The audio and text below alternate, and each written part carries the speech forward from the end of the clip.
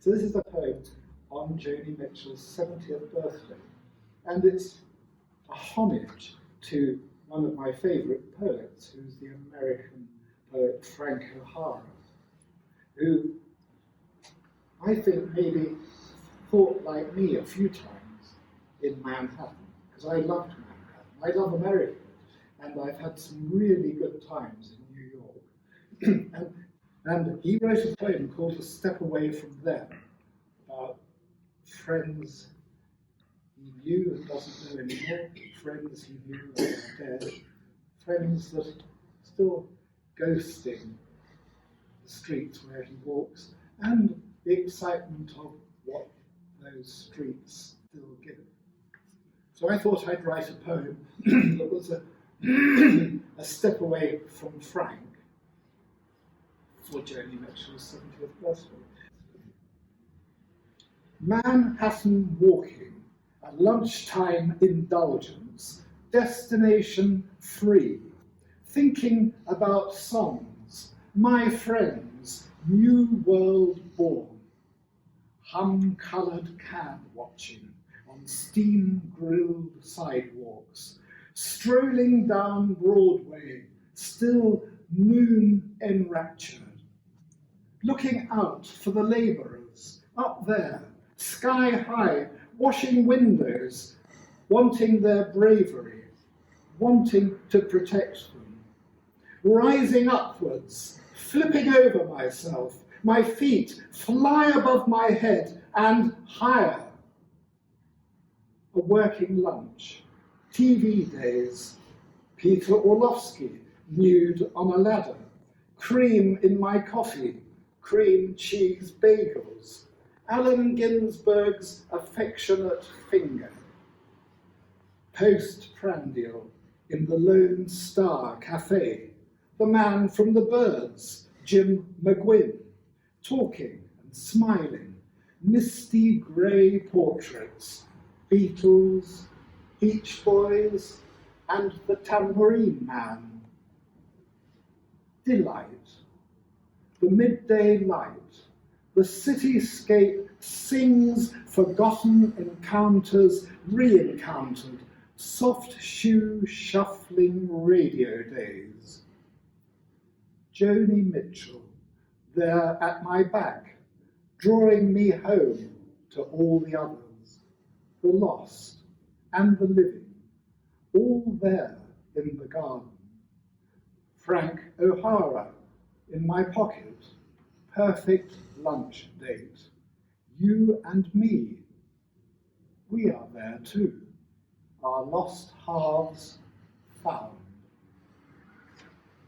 The first opera I got to know, apart from The Marriage of Figaro by Mozart, was Puccini's Madame Butterfly. And I still think Butterfly is very sad. I mean, she's a geisha girl, Japanese, innocent, who meets an American lieutenant in the American Navy. He's looking for a cheap thrill, and she's looking for the love of her life. And they're married in a strange sort of geisha ceremony. She thinks for life, he thinks a few dollars, and then he's going back to America. She waits for him with her child by him, and she knows he'll come back because that's love. I wanted to make it happier for us, so I wrote a poem called Butterfly. I don't know if I succeeded. Apollo in disguise, Lieutenant Pinkerton, New World hero, his glamour glittering, an American eagle drawn to the light, his wings, outstretched fans, shadow the globe. Earthbound, circling, diving, recircling, their more than desire fuels his descent. Always this, his ritual bride's vision. Paradise birds silenced, eclipse at high noon. Jasmine and verbena perfume his path. Pinkerton here, he returns burns with the spring. Blossom veiled, shining, rapturous pink, Madam Butterfly awaits her sanctified spouse. They meet, home again, in the orchard, reunited, reconsecrated, consumed by fire. Chill, chill sun, under the cherry tree, Madam Butterfly, solemn in silk, mahogany eyes scan a grey seascape. Her winter vigil is lit from within. This bud-burst, call it a mood, this consummation, call it a dream. Her deepest wound is congealing. The future no longer a void. What was and what will be merge. Knowledge is the present tense. Not a flash of beauty on the cusp of a season, not a thrill on the passing breeze. She sees it again and again, cherry blossom fired. Love makes you strong, Chio Chio-san. Under the tree, Pinkerton is part of you. Your roots intertwine. He can never leave. You're not so fragile, Chio Chio-san.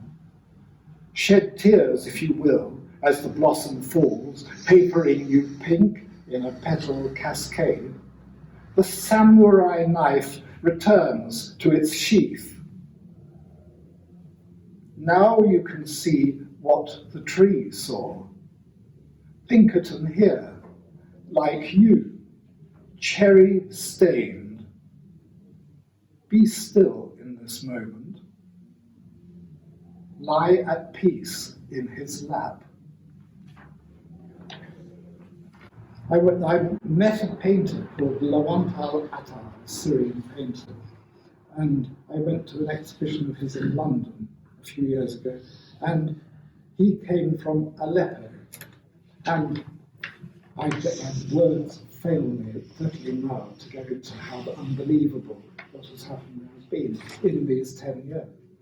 This is a poem called Aleppo to Lawal Attar. Scream, mouth, if you can, stretch back lips, diaphragm and lungs cry horror. Eyelids shut by masonry dust, ears search inwards, sealed by an unheard dirge. Fragments of home coat your face like a mask.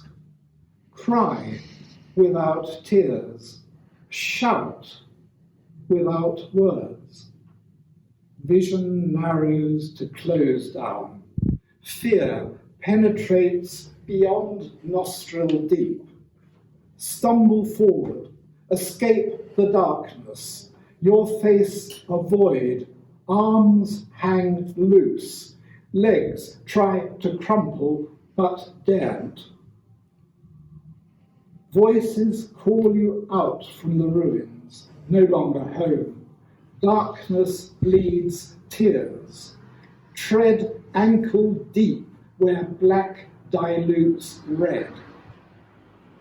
Spotlit from the front, there can be no cover. Naked through rags, bones bleach, cameras flash. Look down and help us look away.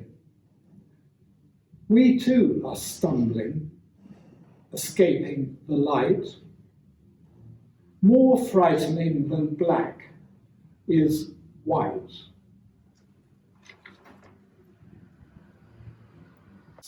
So this poem, Dido in Carthage, is really a contemporary poem, as far as I can see. Dido in Carthage.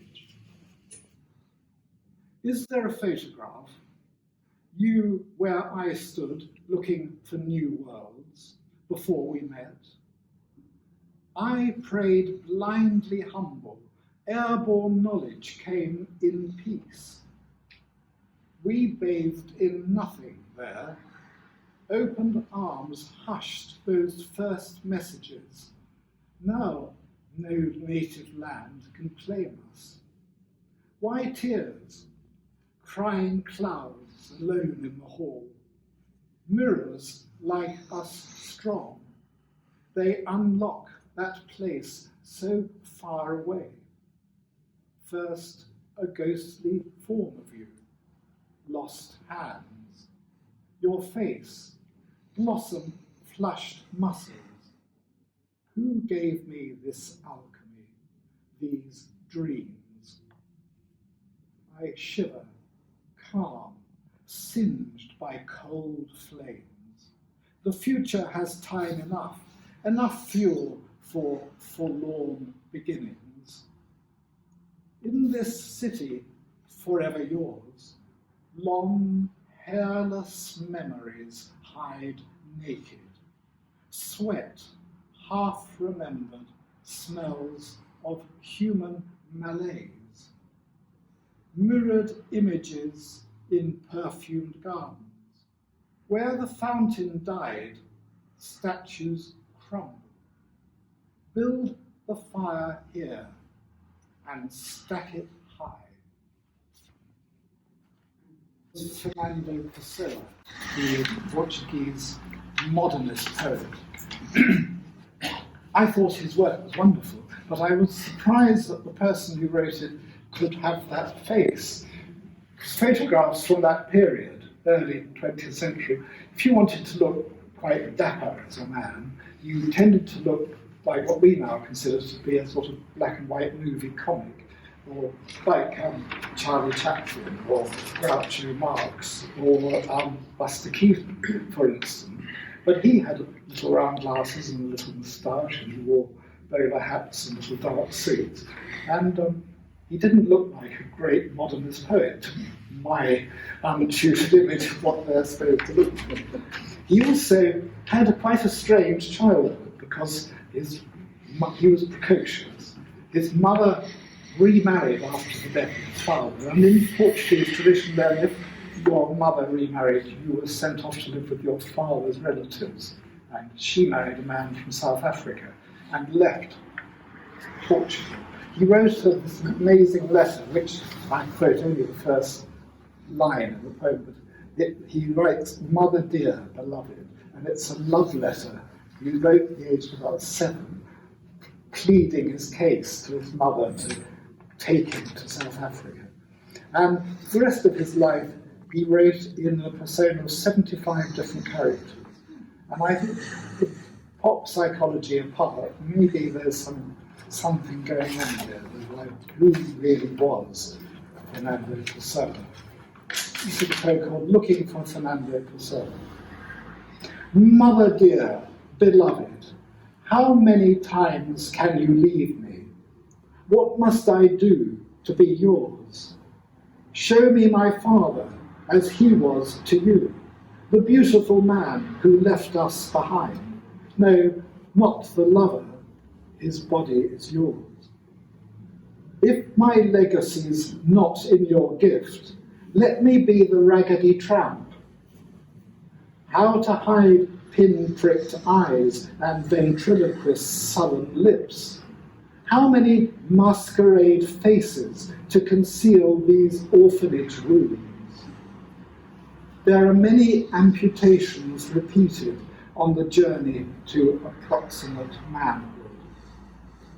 How to create the man when the child is already lost? Here in the joke shop, Groucho Marx's disguise, the glasses, the clip-on nose, the comic moustache. Don't tell me you love me. Don't explain why you don't. I won't look behind your harem of veils. Let me be Charlie and Groucho, not a celluloid Valentino. I am that man on the tram. So many ways to hide the truth. Not enough words to find it. Fernando Pessoa. I was extremely fit, having been probably extremely unfit for most of my life, but the 10 years previous to the last 10 years, I was as fit as I've ever been, and as fitter than I ever ought to have been, and I was passionately engaged with Kung Fu, and martial arts generally. And the other side of the most aggressive form of martial arts, Kung Fu, was a thing I also learned in the same group called Swan Yang, which is actually a type of Tai. It's not Tai Chi, but it's called Tai Chi. It's actually slow boxing. And if you speed it up, or even if you don't, it's possibly even more martial than Kung Fu. But it has a number of moves which have rather beautiful Chinese poetic names. And some of these I use in this poem, which is about, I guess, a fallen warrior. Not that I've ever really seen myself as a warrior, but I did fall, and I did go to hospital, and I did have that sort of relationship that, I don't know whether it's true of women, that men can have with male doctors in hospitals if the patient is used to being strong and powerful, and consultants, particularly if they're male, also like to feel that they're strong and powerful. So there's a sort of martial battle goes on, and affection and respect, I think. This is a poem called Crouching Tigers. The first salute to the sun. A doctor closes the screen. Naked and broken under white cotton, a fallen combatant mourns his defeat. The iron hammer sinks in the river. Remembered muscles reconnect with the sky. Hands, like sunflowers, twist on their stalks. Can you feel this? No gloves this time. The hungry tiger grasps the goat. Feet exposed, held, fingernail traced.